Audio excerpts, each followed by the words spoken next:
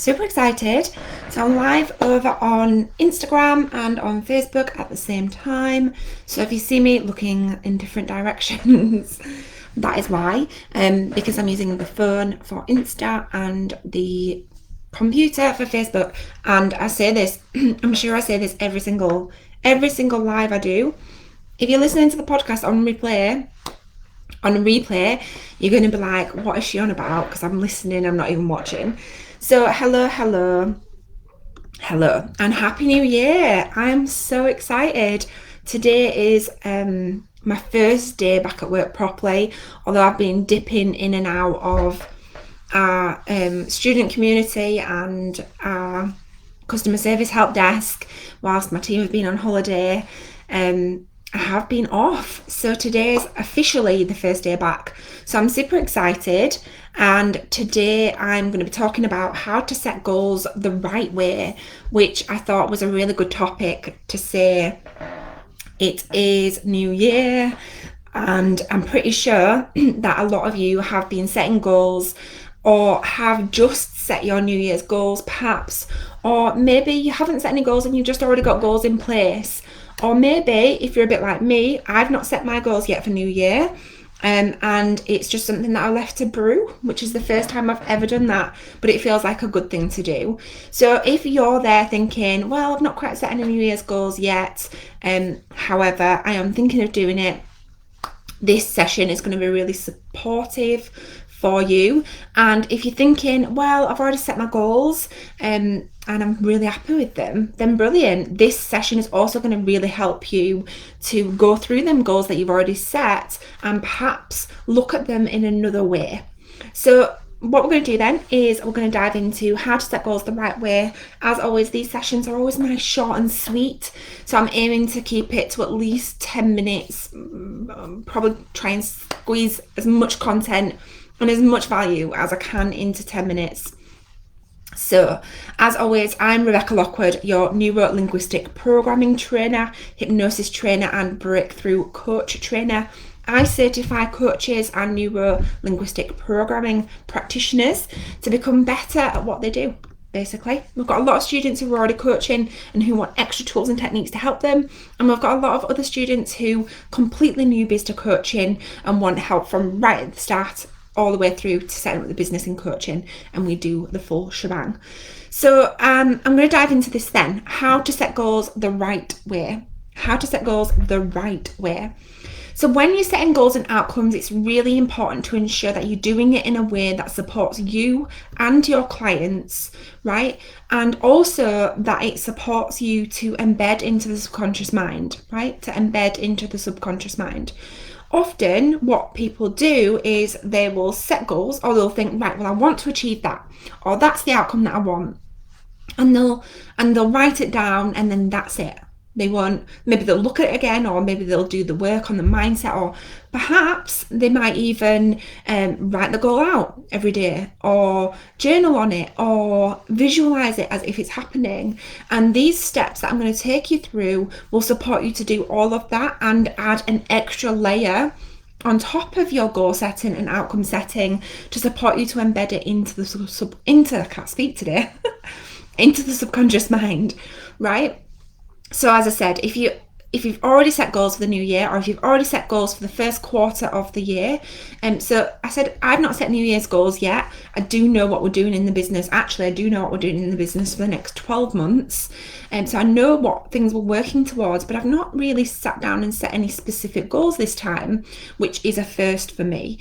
I've just kind of let it settle. So if you're a bit like me and you've not set any specific goals yet, these are going to really help you. Okay, so the first thing is stated positively, right? Focus on what you want.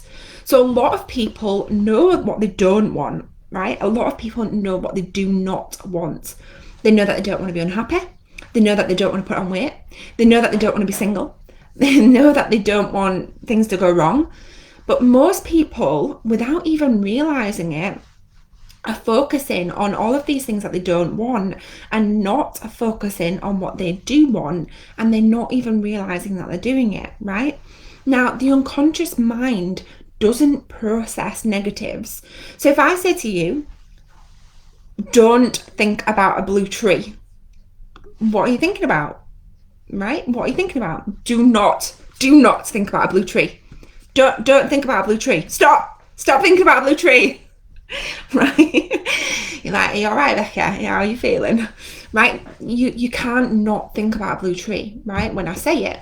And what happens is when we think about the things that we don't want, our unconscious mind doesn't process that, right? Doesn't process the negations, doesn't process the negatives.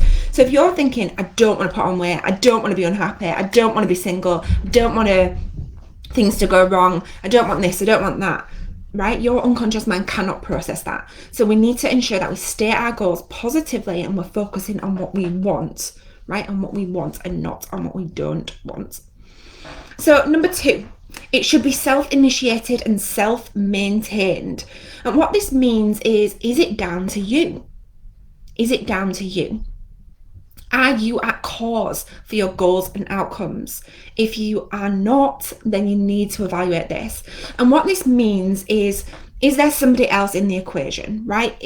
So for example, if you have a business partner maybe, and the goal that you're working towards, the outcome that you're working towards is partly based on them and partly based on you. Now, in business, it is important to, if we have a business partner, to obviously ensure that we're both working towards the goals and outcomes that we want. However, when you are setting goals and outcomes for yourself and that you're working towards, you need to ensure that you are at complete cause for the result. So if you were, in that example, if you were working with a business partner, I would suggest splitting the goal and setting goals for each of you individually that is completely initiated by you, yourself, and I.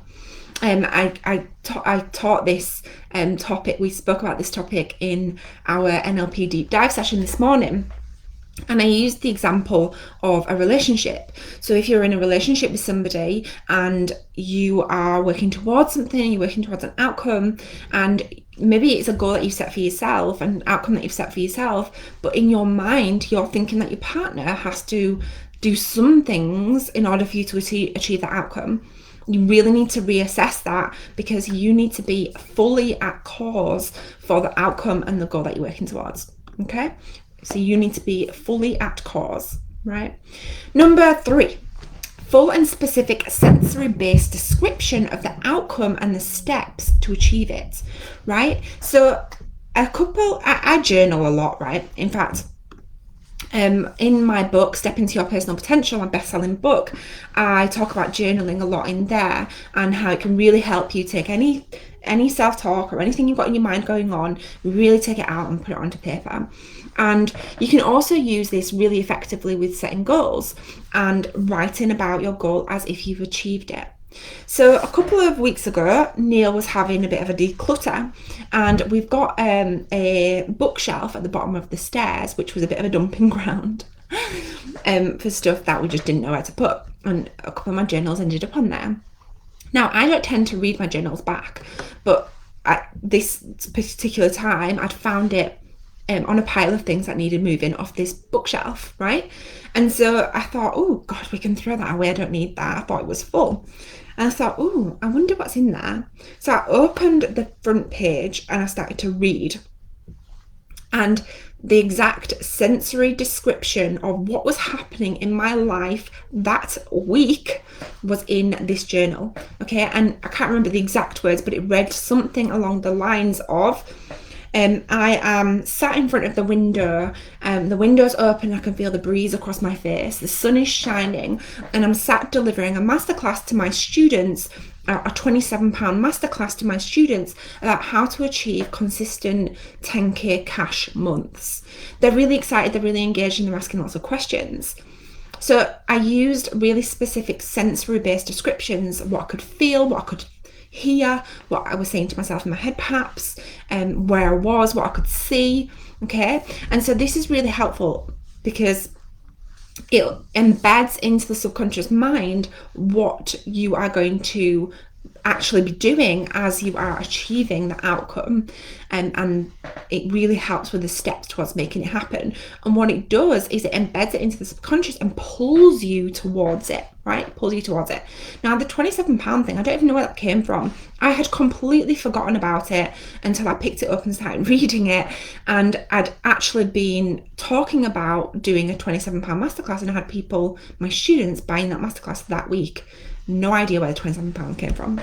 I don't sell anything for £27 apart from that. Okay, so number 4, ecology. How does it impact the individual, the people around them, the society, the planet, right? So this is really about how does it affect those around me, right? Those around me, and on a wider scale. So when it comes to ecology is really about understanding what is this impact, what is this outcome and this goal and how is this outcome and this goal going to impact like my whole life, and my family, perhaps my kids, my partner, my friends, my further family, my community, the people I see on a daily basis, my people, maybe if you've got a job, the people at work, how does it really affect everyone? Okay, number 5, is there more than one way to achieve it? Is there more than one way to achieve it? So a few years back when I first started my coaching business, I found it really easy because I had a background in sales and I was already earning in my corporate role. I was probably earning about £4,000 a month with commission. So it's fluctuating with commission and bonuses between probably £3,500–4,000 a month. And so when it came to my coaching business, I really quickly, thankfully, having experience in sales, was able to replace my job income very quickly. In fact, I did it within 3 months and I'd left my full-time job. But when it came to going to the next step, the 10k a month, which I was working towards, I wanted to do 10k a month sales, right? So when it came from going to sort of £4,000 a month to £10,000 a month, it started to become a bit more challenging. And so what I did was I wrote down like exactly how I was going to achieve it. So I said, I can't remember exactly, but it was something along the lines of, I'm going to sell this program, I can't remember which program it was now, for this amount of money. I'm going to generate leads by this. I'm going to sell it like this. And I described all of these things, right? And I was so fixated on it happening that way that I didn't even notice it happened until 2 months later, because I didn't see it, right? Because it went straight past me. I did achieve 10k months 2 months prior to me actually realizing that I'd achieved it, because I was too fixated on making it happen in a specific way. Okay, so when it comes to this step, it's really important to think like, yes, we want to have strategy. Yes, we want to work towards it. Yes, we want to know what the steps are, but we also need to be open to allow it to happen in any way that it comes, any way that it manifests, right? So don't be too stuck in one way of making it happen. Allow yourself to be open in a natural way to just allowing things to manifest in your life in a natural way, right? Okay, so number 6, have the first step specified and achievable, right? The first step. So sometimes our outcomes and goals can feel so far away from where we are now, and all we really need is the first step, right? So I remember when I had the goal of making £10,000 a month, right? It was years ago now, but I remember thinking, like, where I am now, I felt like I was never going to get there. It felt like it was so, and in reality, really, it was only £5,000. It wasn't anything really. And I just felt like it was so far away. And I even remember when I first had the goal of having a 6-figure business and feeling like, from where I was at that time, having just left my sales job on like a, between 30 and 40 grand a year, I felt like it was going to be so far away from going to 100 grand a month, right? Sorry, 100 grand a year. And actually we've done 100 grand a month almost as well. So that's brilliant. But at that time, it felt so far from where I was in reality that I just found myself getting overwhelmed and saying things and saying negative things like, oh, it's never going to happen. Oh, it's just so far away. Oh, it's impossible. And all of these silly things. Now, all we really need to do is have the first step specified and make sure it's achievable, right? So sometimes it can feel so far away, but all you need is the first step.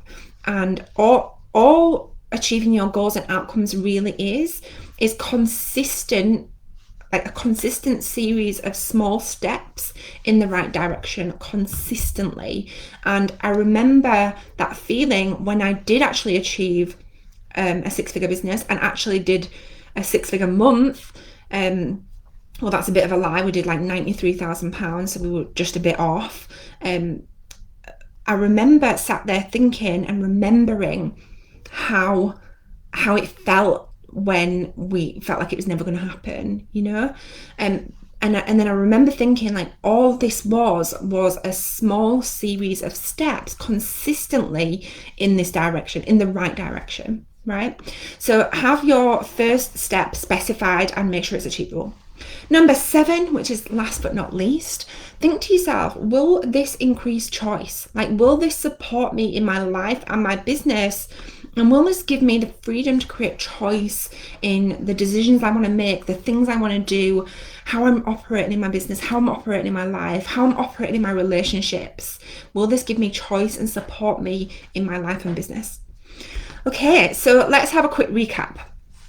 So how to set goals in the right way. So if you sat there thinking, I've already set my goals for the new year, or you sat there like me thinking, I've not yet set my goals for the new year, and I am going to, this is really helpful because you can use it to set your goals, or you can really look at the goals you've already got and just add this extra layer to what you already have.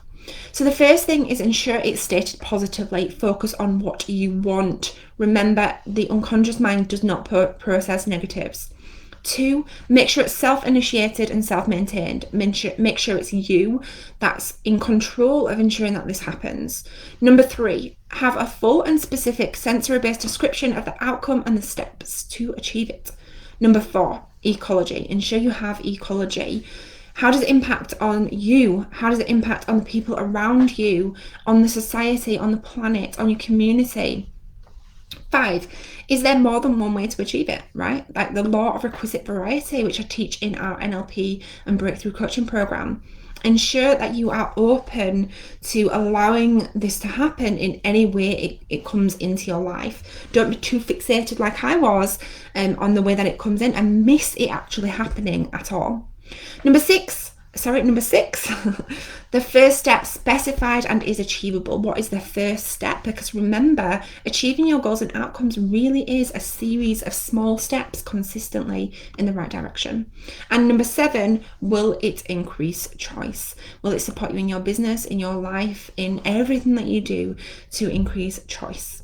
Okay, so that is it from me. I'm Rebecca Lockwood, your neuro-linguistic programming trainer. That sounded so posh, didn't it? Rebecca Lockwood. Yeah. I always feel like just saying I'm Becky. So, yeah. I'm Rebecca Lockwood, your neuro-linguistic programming trainer, hypnosis trainer, breakthrough coach trainer, and we also teach quite a few modalities actually within our programs.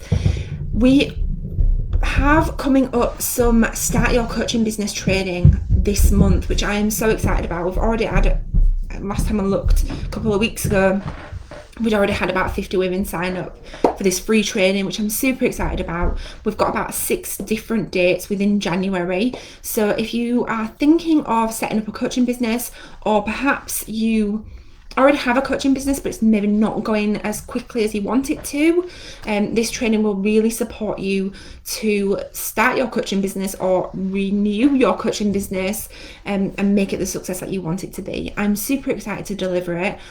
If you're on Instagram, hello, the link is in my bio to sign up for free, and if you're on Facebook, the link is in the show notes. If you're listening to this on repeat and you're on the podcast, the link is in the show notes as well. So that's it from from me. I hope this was helpful. I'll be live again in a couple of weeks, talking about another topic that is most requested. So have an amazing day, and I'll catch up with you all soon.